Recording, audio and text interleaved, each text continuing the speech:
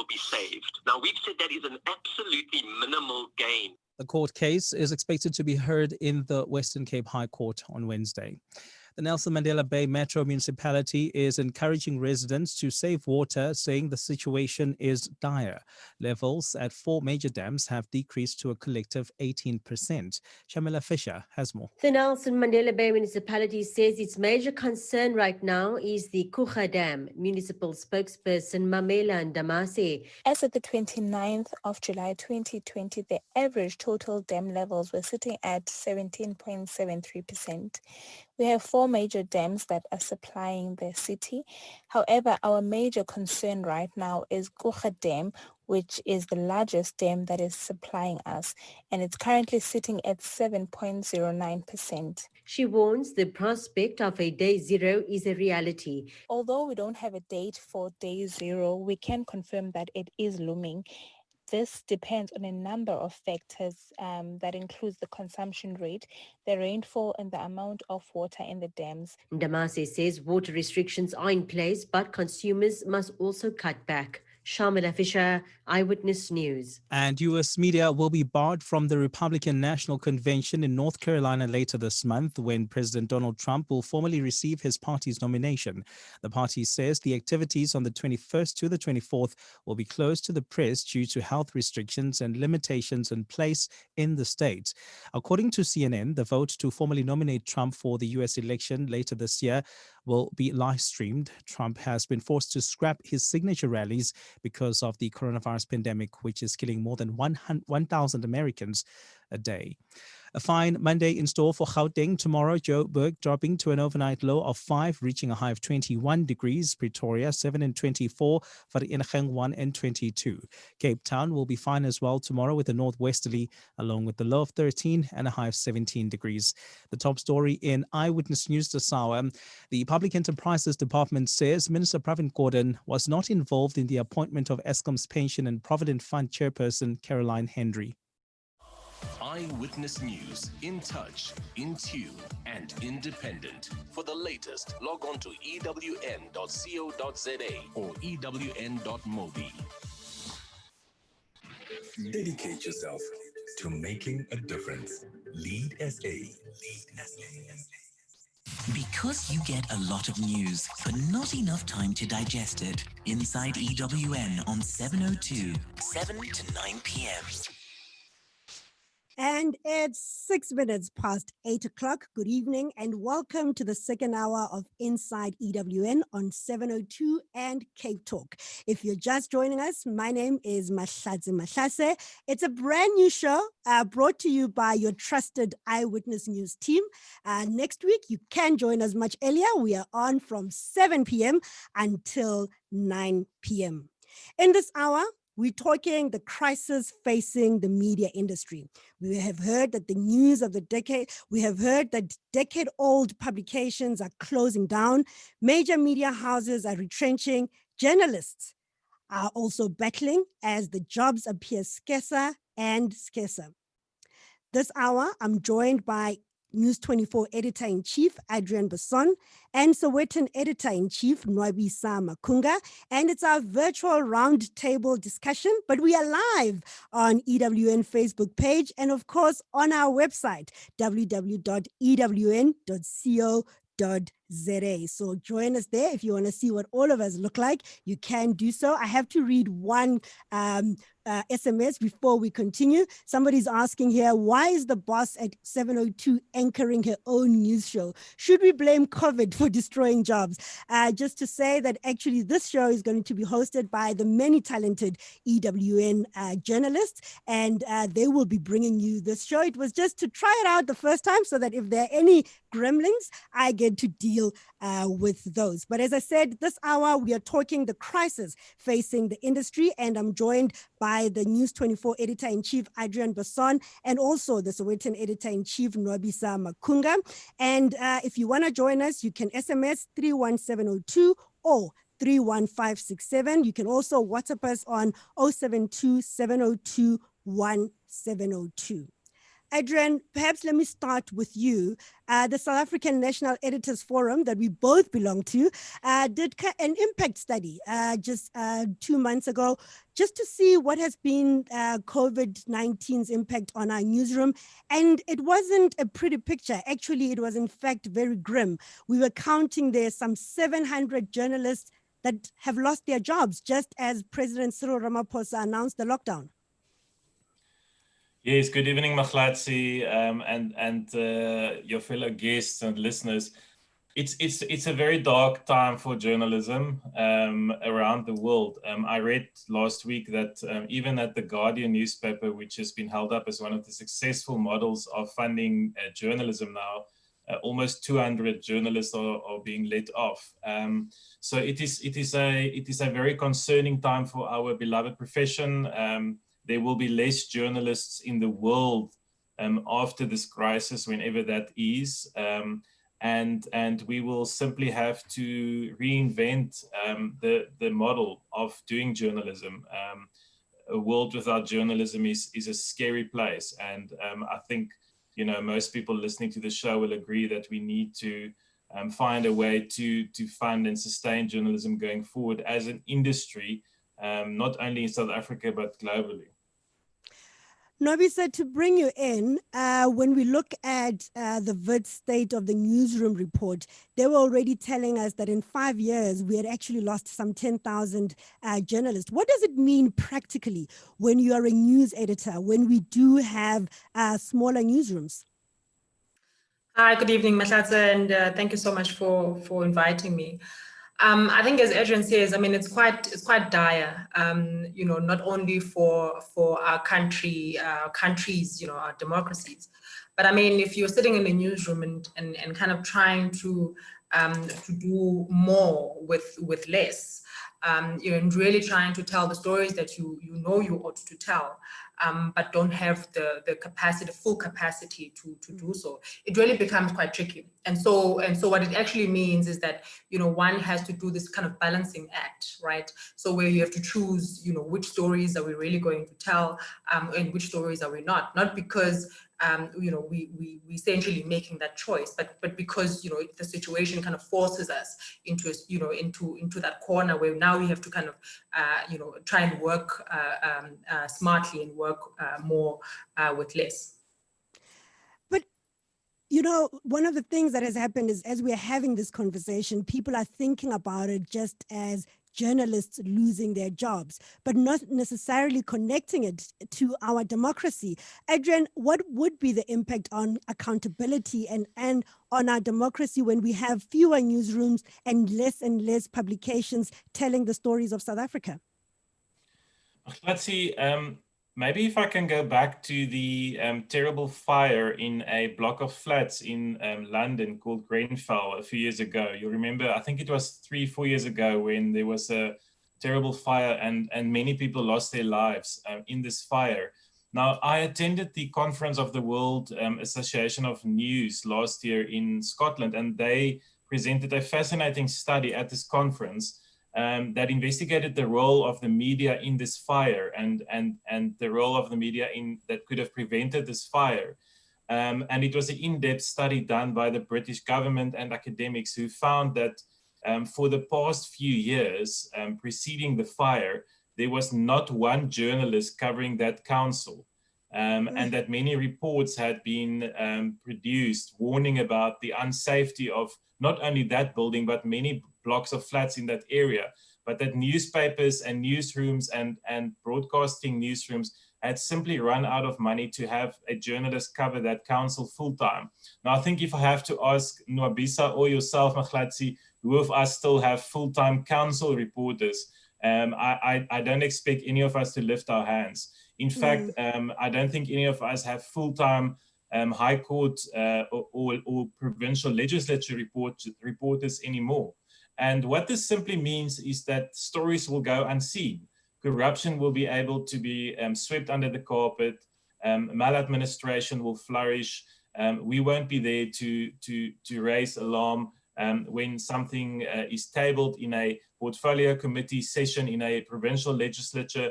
Many provinces around the country, and I exclude here Gauteng, the Western Cape, and KwaZulu-Natal, are already almost non-existent on the radar of national news organizations simply because we don't have the resources to be there. So I think that's ultimately the price we pay. And we're probably not going to see the result of that price immediately, but we will see it definitely over time. Actually, just tonight again, I read a report about the state of local government in South Africa, and I was from just shocked again to read, for example, about the Mangaung local municipality that has basically collapsed.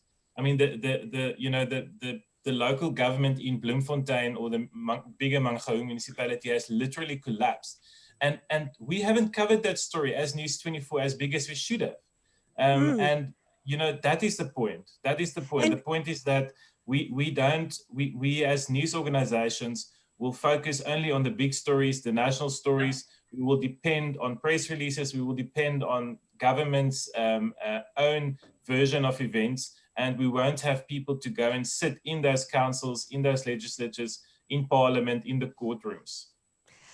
And one of the worrying factors is that many of the publications that are closing down and not getting the news headlines are local publications where, we can have those reporters in those councils, allowing us at a national level to pick up stories from them. And if you look at the Auditor General's report every year, it's a sorry state of affair. And we know that corruption starts at that very local level. Nwabisa, are South Africans connecting what this crisis means for their democracy?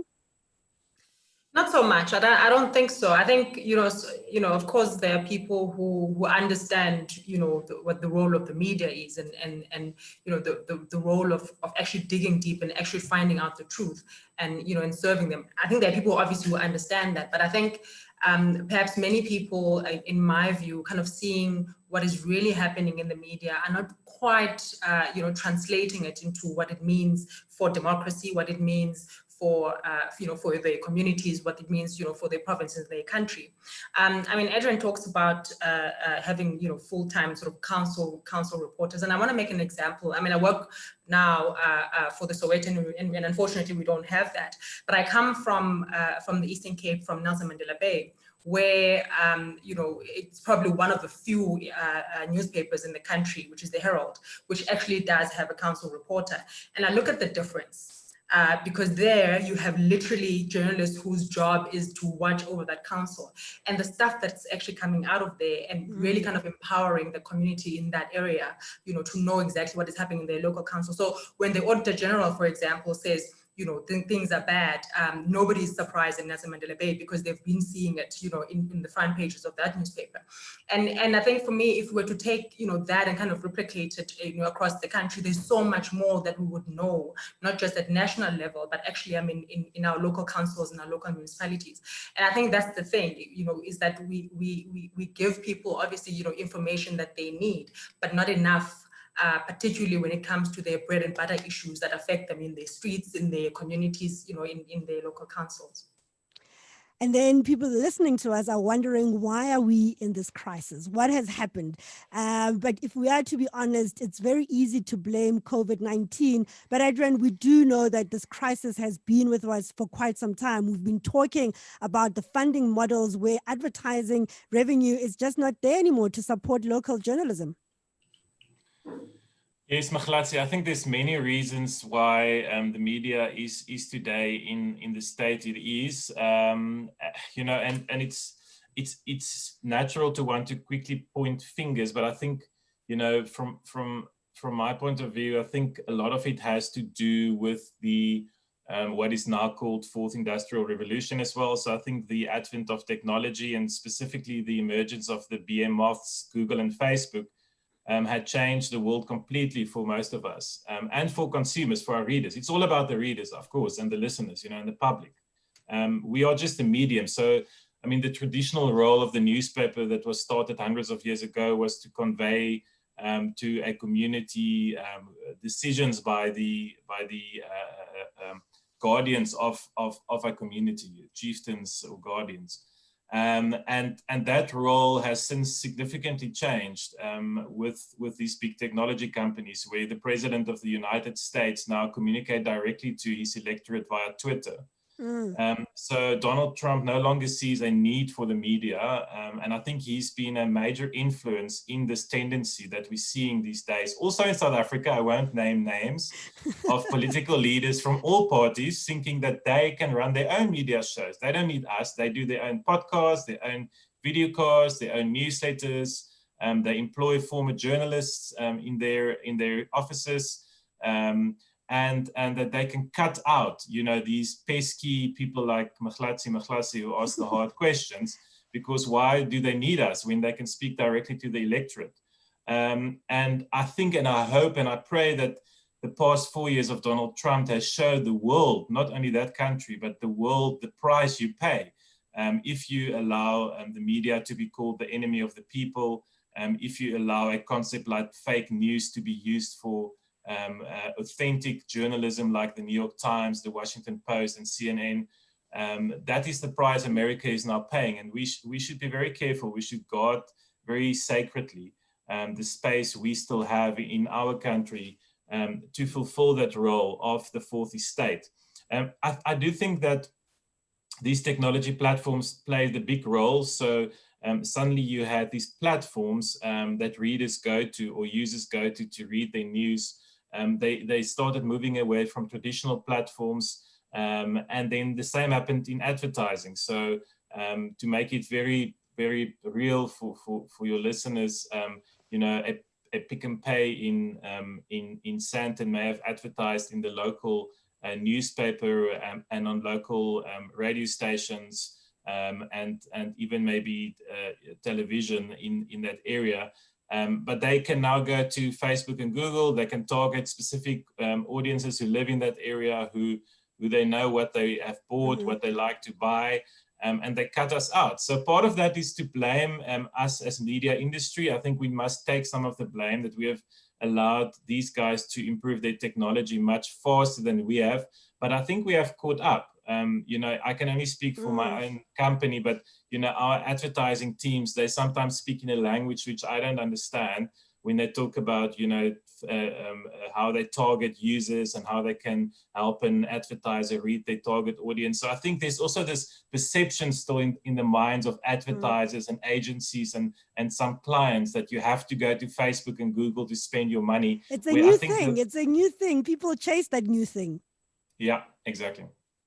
But of course, the downside of it is that, you can have some of those brands ending up supporting fake news, as we've seen repeatedly, Nwabisa. I think that's exactly it. And when one talks about, these brands kind of going digital, and so they should, and so all of us should. But there's something that I think we should never forget about, real credible journalism, and which is that, it's credibility, and that's pretty much, what our currency is, which is why it's something that we should totally invest in and guard with everything that we have, because it's a very easy kind of trap to fall into, to basically support fake news. And if you don't have a journalist who's kind of there, kind of triple checking and fact checking and really doing the legwork of what we need to do, that's basically the trap that they could fall into. And Adriaan, do corporates consider that, sometimes their ads end up in these fake stories that are being peddled on social media and the damage that it does to their own brands? I think that conversation has started in South Africa. I think it can get louder still. I think we should beat that drum as editors and as SANEF, particularly in our conversations with private South Africa, because I have personally I've made it a hobby to visit these fake news sites and see whose brands I find on them. And then I take screenshots and I send it to them as a hobby. But I think we need to do this. Mahlatse, I think the harder part of this discussion is that, of course, a Pick and Pay, and I'm just picking on them tonight, it could be anyone, it could be ShopRite, it could be Woolworths, it could be BMW, it could be whoever, have no obligation to support us. And I think, that is where the conversation gets hard. Yes, they did it for many years through newspapers and radio stations and TV, but they've now got Google and Facebook, and it's really not a moral argument one can make. I think there's a compelling argument to make why they should advertise in local media, and that they should at least give us some of their advertising spend, not everything. But I want to disagree with you there, Adriaan. I actually think they have a moral responsibility to be supporting South African media, because it is the media that every day exposes the rot or questions some of the decisions of those in authority that makes it easier for them to be able to be in business. I mean, if it wasn't for the work of journalists in the Gupta Gates and the emails that we exposed, we could be telling a much worse story in terms of South Africa's trajectory. Nwabisa? Can I pull you into this conversation? I don't disagree with you, Mahlatse, right? I agree that there is a moral argument to be made. Whether or not that argument would be compelling enough to people who are basically just here to do business, is another story. I mean, I would love for them to advertise only on our platforms. I think all of us would probably do that. But I think the reality is that, what we need to put is a compelling business case of eyes on our platforms, and basically saying, we come with, all these audiences, and this is what, what they come to us for. And so this is where you want to be. This is basically where, where the show actually happens. And I think for me, that's the thing. And I mean, I'm going to just press on this, because I mean, COVID-19 was just one example of the fact that we're still bringing in the numbers. I mean, the fact that we saw audiences rise across many platforms, whether it's television, radio, or online, just shows that South Africans are still craving for credible news, especially in the face of fake news that is actually being peddled. People want to hear credible, fact-checked news, as opposed to the WhatsApp conversations that get peddled in our family groups. I'm sure all of you have seen those fake stories that do the rounds. Adriaan, but do you not think, though, that when they do decide on where they spend their money, if it's there, that they should consciously think about South African brands? Look, I think there's some bosses or private sector captains of industry we can have that discussion with, and it will have some impact. But also after COVID-19, all companies have cut their marketing spend. I mean, that's the first place where they cut. So even the money that was coming to advertising is going to be less. And I think Nwabisa is right. At the end of the day, they have to deliver profits and protect the jobs of their employees, and not think of the survival of News24, Eyewitness News, or the Sowetan. As much as I think we can make that argument, of course we can make that argument, and we should make it to government too. I mean, for government, it becomes even more compelling, because they sit with a multi-million rand careers and recruitment budget, advertising budget, which used to fund Sunday newspapers. You remember those thick Sunday Times, City Press newspapers that had like a 50 page advertisements, I think there's also a discussion to be had. But where I was going with my argument is that, and this is why News24 has taken this decision, I think we do have to start to talk to our readers as well and our listeners. I was going to come there. Because if they do not see value in our products, if they are not willing to take out their wallets to support us, then really we are, what is that nice word? Stuffed. Because if our readers, and just to conclude, I mean, we spoke about integrity, credibility. That is what it's about, bottom line. And if our readers don't think that we can do that anymore, and they don't want to pay for that, then we can close shop. I want to get into that, because that's quite a critical one, because importantly is that South Africans can actually do something about it, and it's a conversation we need to have. If you're just joining us, it's 26 minutes past 8. My name is Mahlatse Mahlase. You're listening to Inside EWN on 702 and Cape Talk. And if you're watching us on our website, www.ewn.co.za, it's the second hour of our show. It's the roundtable, and we're speaking to two of the country's leading editor-in-chiefs, News24's Adriaan Basson and Sowetan's Editor-in-Chief Nwabisa Makunga. You can join in this conversation, because the question we're asking is, with the crisis facing the media, what is the impact on accountability and on our democracy? You can call us on 011 883-0702 if you're listening to us via 702. And if it's Cape Talk, it's 021-446-0567. You can also SMS us 31702 or 31567. Our WhatsApp message is 072-702-1702. Are you waking up to the afternoon drive or having dinner while listening to the breakfast show?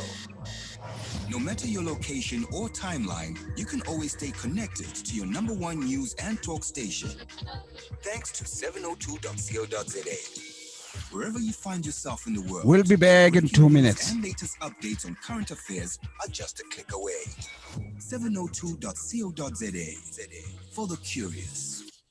In a changing world, shouldn't you have the right business partner at your side? Nedbank has extensive small business experience and can serve your needs. Introducing Startup Bundle for new business owners, offering 0 monthly account fees and up to 20 transactions per month for the first 6 months. Plus, a dedicated relationship banker to support you on your journey. Apply online at netbank.co.za/small business. Nedbank is an authorized FSP and registered credit provider. T's and C's apply. See money differently. Nedbank.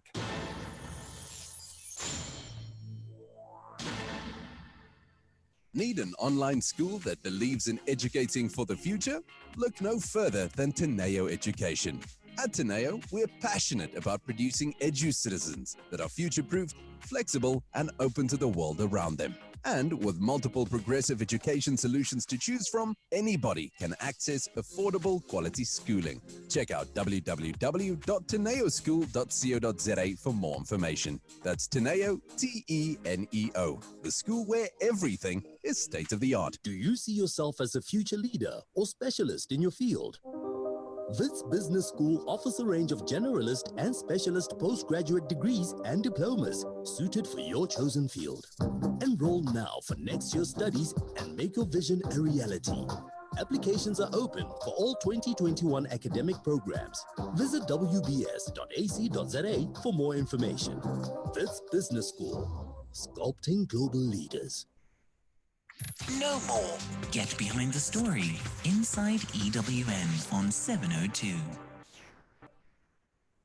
It's 8:30. My name is Mahlatse Mahlase. If you are just joining us, you are listening to Inside EWN, a brand new show on 702 and Cape Talk. And we are also live on our website, www.ewn.co.za. Adriaan, I want to pick up on that conversation you had, because News24 is by far the biggest online publication in Africa, and you announced that you are going to launch a digital subscription service. This is after years of people getting used to getting your news for free.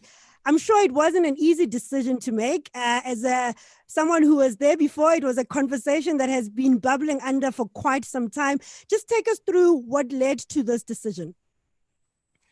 Mahlatse, I'm glad you still remember those conversations. We finally made a decision.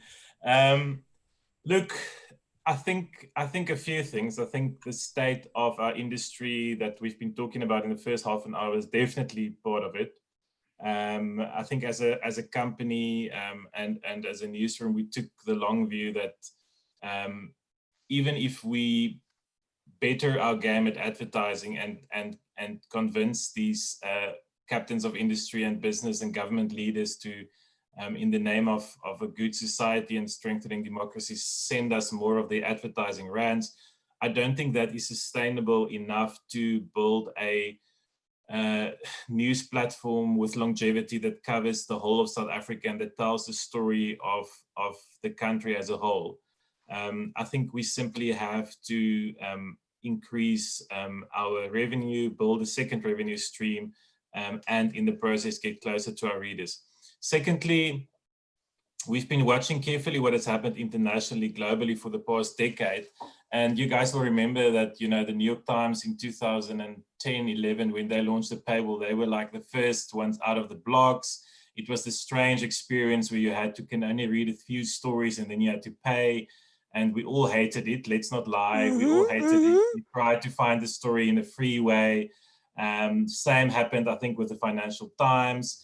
And then kind of we became used to it, and now I subscribe to 2 or 3 international publications, and I find it normal, and I pay them as I pay Netflix or Spotify.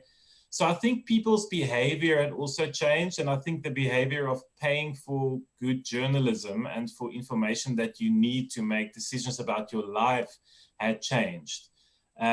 So I think we tried to find the right time to do this, and we figured that it was now, and secondly, we had to do this.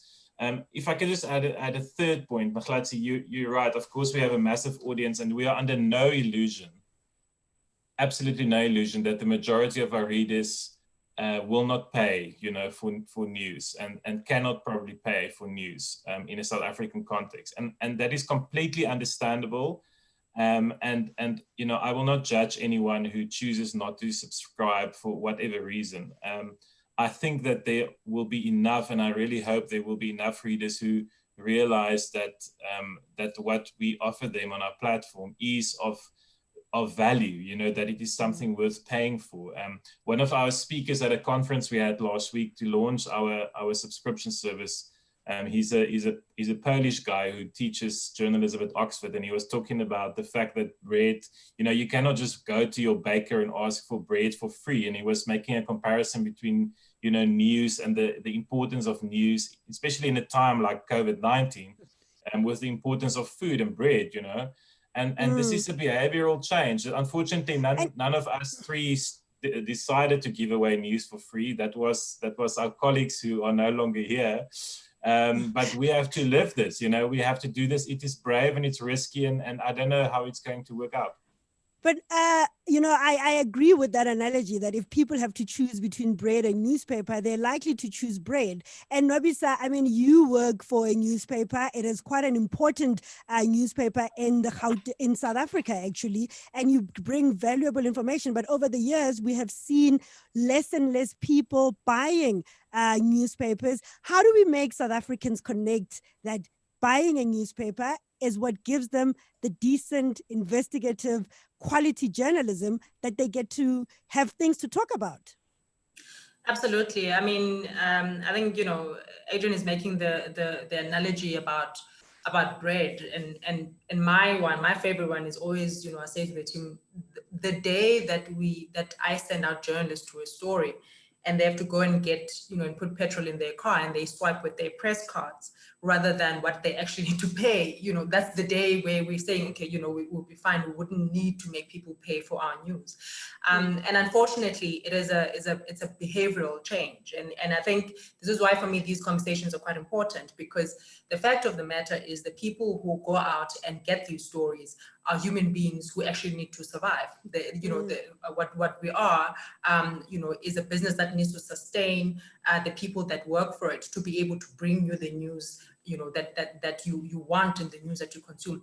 And the more we're able to do that, the more we're able to bring you, the credible news, where we have built capacity in our newsrooms to be able to attend to pretty much, as much as you want us to cover for you. And I think if we are unable to do that, constrained by finances, there's a very real danger that we may only cover a fraction of the South African story.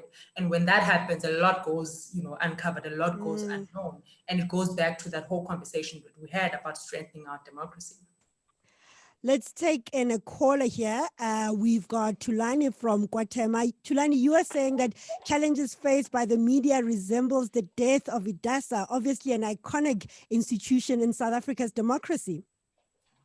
Yes, of course, because most people, when IDASA, during the dark phases, IDASA was one of the most busy, and then even CASAG tried to close that space, but is not able to close the space. So it's like, even myself, I used to have newspapers, but it's difficult to be having a newspaper where if you've got the data and the cell phone. So I think this death is going to hit people hard. But with people like Adriaan, I think they can still write the books, because if maybe books, people might have time to read the books. But we need you to buy newspapers and subscribe to our online platform. Are you willing to pay for news, Thulani? And do South Africans see that they have to pay for news? Yes, because if the journalists are not good enough, and then sometimes you get a headline that says something, but when you read, you buy the newspaper, and then it does not give you what is on the outside. But if you get something on the line, I think it's much better, because you sometimes at night you have to sit on a table and read that big newspaper. Well, if you've got a cell phone device, you can just open it and read while you're moving around. So I think he's here with us. Remember what happened to Murdoch and the world news of the world. Yes. He died. So it's not something new. Even TV, you will see sometimes, Mahlatse, you will be watching the news that happened yesterday, but they'll be read today as if something happened today. So okay, Thulani, thank you very much. So you are basically saying that if we give you quality news, you will actually pay for that news. And I think that's what all of us are striving for as news editors. An SMS that has come in from Tabiso Moleleki, and he's saying that we witnessed Jacob Zuma being a part of ANN7 and influencing their newsroom. Could it be a possibility that with the fewer media houses that will be left, we'll see politicians capitalizing and taking advantage with trying to manipulate the content? Who wants to take that? Nwabisa? So my view on that is quite a simple one. I mean, I think politicians, business people, anybody who wants access to a media platform would definitely want to do that. But I think for me, outside of a newsroom, the power really does lie with consumers. So if consumers know that what we give to them is not something credible, they basically vote with their feet, and that business itself becomes unsustainable, even for the politician or the business person who kind of took it over for nefarious ends. And I think for me, this is why the relationship that we as journalists have with the people who read our news, is quite an important one, because we need to know what it is that they want, and we need to be able to serve their interests rather than anybody else's. Of course, people would always try. He speaks about the example of ANN7, and yes, I mean, I get that. But I think, the reason why it would not have survived, other than, what really it was made up of, is really because there were credibility issues, major credibility issues that ordinary audiences were just not buying into. And what we do know is that audiences leave as soon as they can read quickly that here, this is a one-sided story, or there's a particular narrative that is being pushed, and we are not hearing the other side. And we are very much aware that, whether it's a radio station, people just simply change the dial. If it's an online platform, they choose another website. And if it's a newspaper, they just buy another newspaper. So that is what we are very much aware of. Adriaan, though, we've seen this model of subscription being tested in other parts of the world. Has it been successful in South Africa? Because the initial reaction from some in the Twitter world was that we will not pay for news. Yeah, I won't know, Mahlatse. I'm not much, not on Twitter so much anymore, because Good I think that was one of the problems in South Africa, is that a lot of people think that is the world. But let me not get sidetracked. I think that's a very pertinent question, and I think one has to look at where paywalls have worked and where not. So. We didn't only look at the New York Times. I think that would be a mistake. We looked at Eastern Europe and Scandinavia. We looked at Asia. We looked at Australia. And there's actually some very cool examples of newsrooms that have successfully managed to get subscribers, get readers to pay them for their content. In our context, of course, we follow in the footsteps of the like of Arena, the group to which Nwabisa's title also belongs. They launched a number of paywalls a few years ago for Business Day, Sunday Times, etc. I'm not aware that they published the subscriber numbers to those websites, but I do believe they are successful. We've also, in our own group, Media24, we've seen Netwerk24, which is the Afrikaans paywall. It's a hard paywall. You cannot read anything unless you pay 99 Rand a month. And they have published, in the last few months, they published that they are almost on 70,000 subscribers, paying subscribers, which is a good number. If you remember in the heyday of newspapers, daily newspapers, their circulation was around 100, 150,000. So I think that's good growth for them. And then also we saw the Daily Maverick launching a membership program or system of payment for their readers. So their readers can subscribe or then become a member at whatever amount they choose. So that is almost more a contribution or then donation model that the likes of The Guardian in the UK has also implemented. So we have seen different models, and I don't know, I can't sit here and tell you if ours is going to work or not. I hope it does, and we're giving it our best chance. We're putting good journalism up on News24 every day. We have to start somewhere. We have to change the behavior somewhere. Sorry, I was knocking my hand on the desk because I'm so passionate about this. We hear you, quite an emphatic. We have to actually try sometime. It's come down on our generation, I'm afraid. We have to change this perception that everything on the internet must be free. That is a false perception. It is the wrong perception. That internet is dead. If you go onto the internet today, you have to pay for quality content, whether it's music, whether it's movies, whether it's news. So if we can just succeed in that, and it's gonna have to be the whole media industry. It can't be one publication on its own. To change that behavior, we would have succeeded in our mission. I've got a listener here. Dumisani is calling us from Tembisa. Dumisani, you are saying paying for news is a good thing.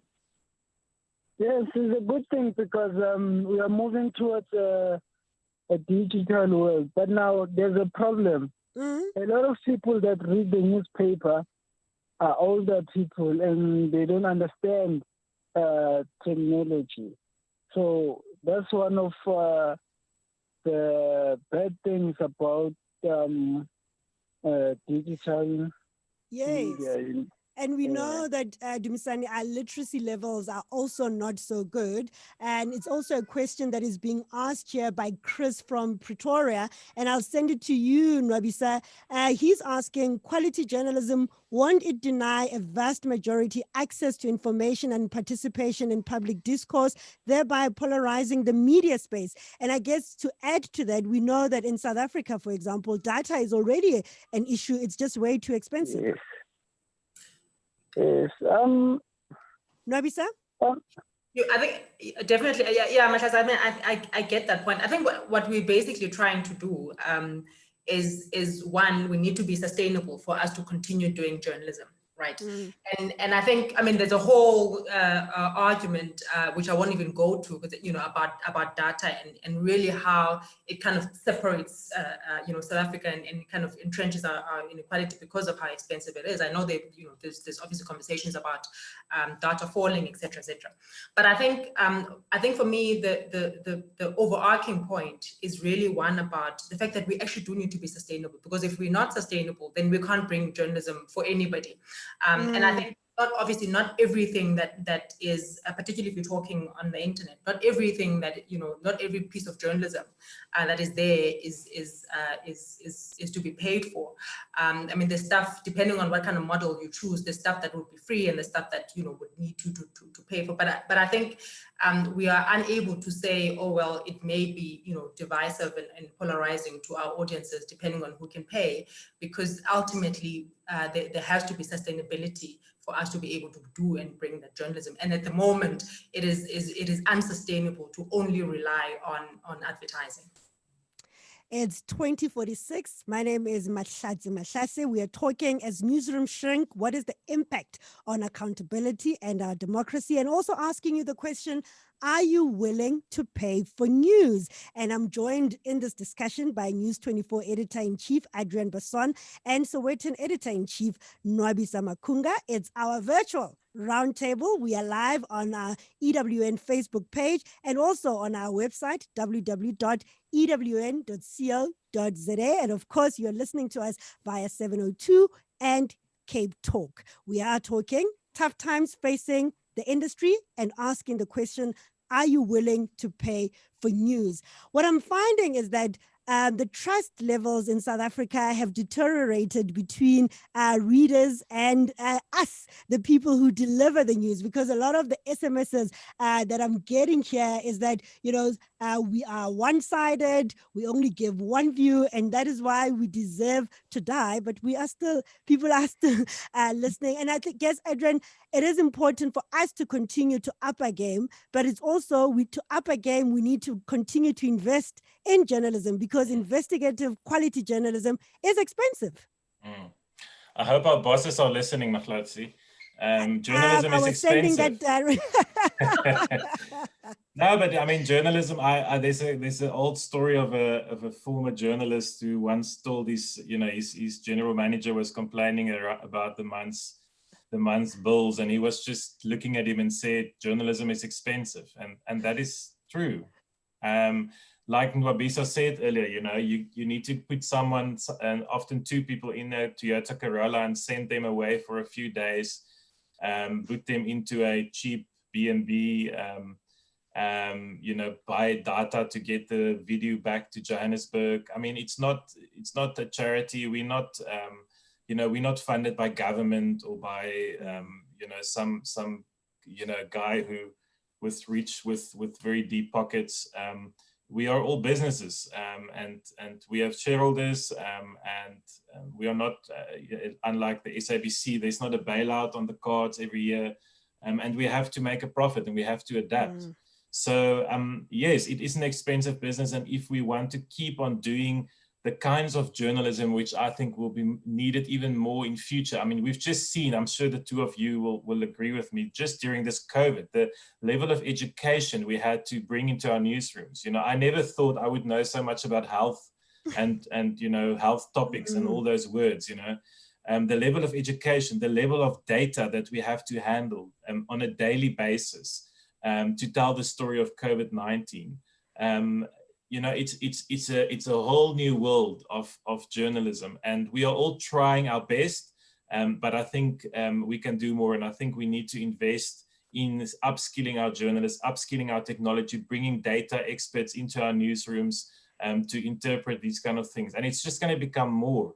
It's not going to become easier, and then at the same time still have those old hacks in the councils and the courtrooms and the legislatures, because those stories are important.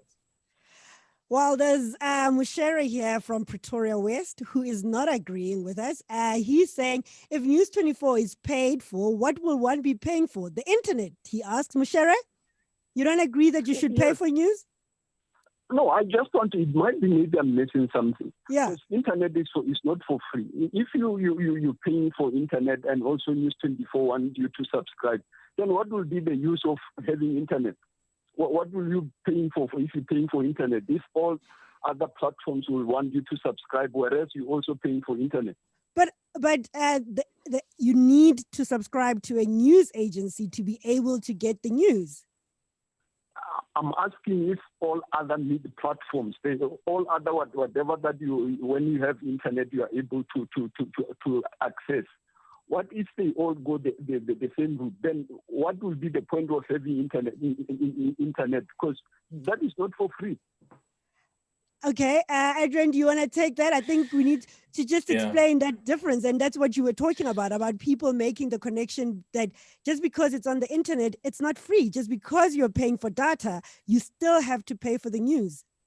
I think that's an important distinction, Mahlatse, to your reader. I mean, the money that he pays to his service provider, whether it's MTN or Vodacom or MWeb or whoever it is, that money doesn't come to us or anything that he reads on the internet. That money only goes to the company that provides the data and the technology. So the content on the internet, if you can think about it, let's say a newspaper, those blank pages belong to one company, but the other company who put the pictures and the words and the advertisements is a completely different outfit. So the data companies do not pay us. They don't pay us any cent to produce the stories. And as we said earlier, we have to send our teams of journalists every day, apart from paying their salaries, we have to send them out into stories, out into the field, get data done by video cameras, etc. So it's two very different things, but a very valid point. And I think that's again one of those balances we're going to have to reach, is people's data costs versus extra money they have left to pay for content. And Nwabisa, is that what you've also been seeing, where people just think that, you know, the internet, I'm already paying for data, therefore I don't have to go out and buy the newspaper? Absolutely, definitely. And I think there's a very important distinction, obviously, to be made. I mean, there's, on the one hand, you have people. I think somebody earlier was asking, but what about people who are older who would like to actually read their print version? And I think there's a difference between the platform on which the journalism is presented and obviously the journalism itself. And I think what we're asking, in the conversation about needing to pay for journalism, is that, regardless of what platform it actually is on, the fact is it's still a costly exercise to deliver that information onto the platform. And so I think for me that's a very important distinction that that we need to make. And yes, there are people who are saying, no, but if I'm then reading you guys online, then and I'm being made to subscribe, then I'm basically paying double, because I'm paying for the actual internet and as well as your content. And for me, the analogy I like to use is one of actually driving to a petrol station, paying your petrol to go there, and then getting to, to buy the newspaper. Just because you actually drove, and use your petrol to go to the petrol station does not automatically make the newspaper itself, when it's there, free. And it's one of those things, it's quite a tricky one. It's, it's tricky, but journalism is an expensive exercise, I'm afraid. And I mean, this conversation around paying for journalism, Adriaan, why is it just us, the editors, who are saying this? Why are we not hearing civil society joining in this conversation? Maybe we're not very good at lobbying them. Maybe we should start some kind of broad frontier of people helping us with this message. Of course, you can also get the criticism that they're not going to help us to make more profit. But without us, they have no platform.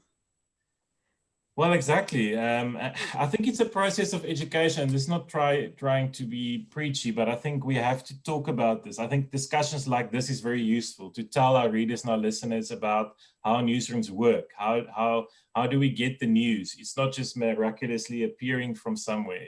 You literally send someone into the Randburg Magistrates Court for 8 hours to get that 1 or 2 stories, So I think it's important to talk about how we do the news. That's something that we're also particularly bad at as journalists. We talk about everyone else except ourselves. So I think we need to talk a bit more about our newsrooms, about our processes, about the value of journalism, re-emphasize again the importance of telling stories like the one that's in the news at the moment around the Gauteng health tenders, like the story of state capture of Jacob Zuma and the kind of last decade, as it's called now.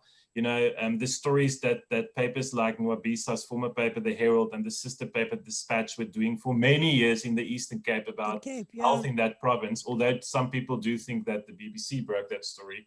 It's important. We do.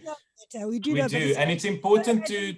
Yeah. It's important to talk about these stories and how we do them. Maybe we should almost make it second habit to write the story behind the story with every big thing we do. Yeah. And then we've got Thomas from Sandton. He's asking, is it justified for me to pay to know what is happening in my country and my government? Thomas, I want to ask you, how would you know what is happening in your country and what your government is doing if the journalists were not uncovering it? Yes, and I totally agree that the journalists deserve to pay. But me as a scholar, I'm thinking I need to know what's happening in my society. I need to know what's happening to have an opinion about my world. But is it fair and is it legally justified for me to pay to have a human right to know what my government at the least is doing? So who should pay the journalists then who go out and get the stories to tell you what your government is doing? No, I agree it's unfair, but I think in a perfect world, the government should pay for that. But I'm thinking in the biggest scheme of things, is it fair for me to pay for the basic knowledge of what's going on? I think, Thomas, the issue now that some might say is that, you know, even the newspaper, it's something that we actually went out to go and buy. And perhaps there is some confusion that has come in with getting news from the internet, where people think that because it's online, therefore it must be free. Yeah, I think it's hard, but I just, as a citizen of my country, I want to know what my president is doing every single day. I want to know what is happening in government. And for me to look for that knowledge, now I need to pay. Is it fair for people who maybe, because I'm a bit more financially privileged, is it fair for someone who can't even afford to pay for food, now expected to pay for the bare right of knowledge to know what's happening with our government? Yeah, thank you very much. That was Thomas from Sowetan. Others might argue that's why we need a public broadcaster that is independent and does have a decent funding from the government, but we know that they don't. I mean, the SABC itself, over 70% of its budget comes from advertising revenue, and they are feeling the pressure that we are all feeling. Adriaan? Yes, no, absolutely. I wanted to also talk about the SABC, but that is completely correct. So I think, you know, if Thomas wants to see what the government's doing, he's got that option to listen to SABC and to go to the government's website. Of course, we think that we add another layer of interpretation, analysis, and reporting on top of that. But you're completely correct, Mahlatse. The vast majority of our citizens in South Africa cannot pay for news, and they are dependent on the SABC, and that's why the SABC's radio stations are still so huge. And we are just another form of media. The three of us and our institutions are so-called private or independent media, you know, and we're talking about our business model tonight. We're not getting funding from the government. We have to pay our own way. And I think, you know, history has brought us to this point where we have to ask our readers who can to I almost want to say, invest in the future of journalism.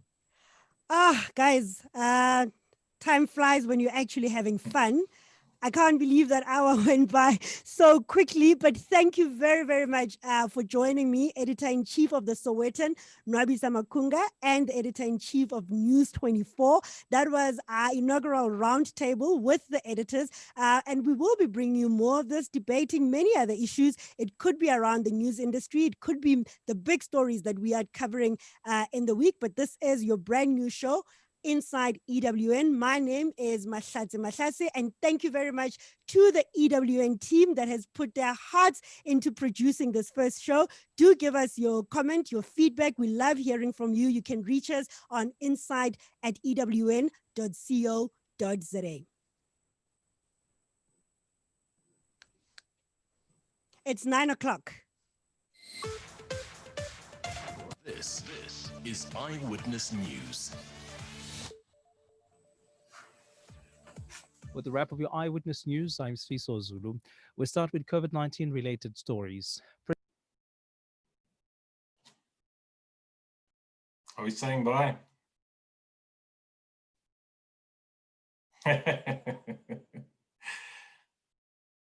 goodbye. Cheers.